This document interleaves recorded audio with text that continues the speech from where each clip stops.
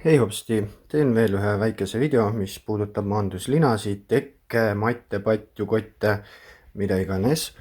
Et kindlasti olete näinud või kas olete näinud selliseid videosid. Puede ver cómo el voltaje corporal desciende a cero al tocar una alfombra de grounding. Esta es la imagen de un hombre antes y después de solo 4 tierra del enchufe que tengas en tu casa. Entonces cuando te acostas...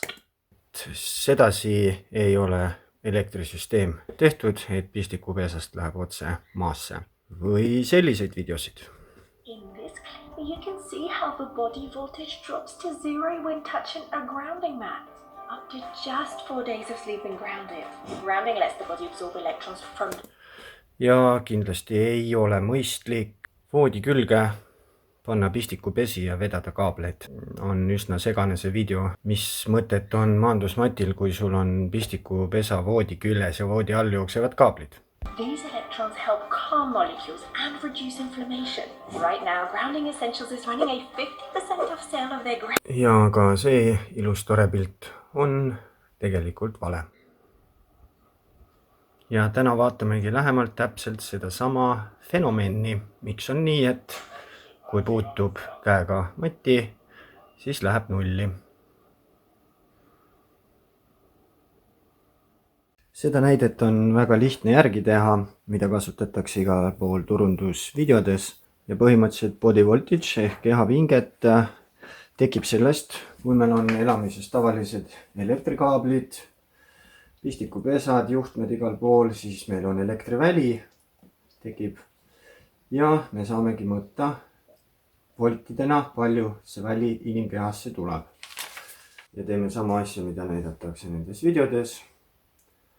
Praegu on kuskil 3 volti.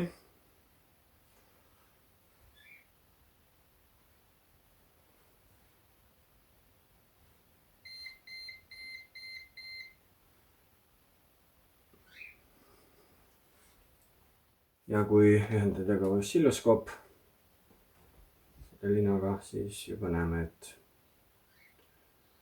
ei ole puhas värk. Nüüd on siis sedasi, et see multimeeter jookseb läbi ja me mõõdame seda juhet, mis siit läbi jookseb.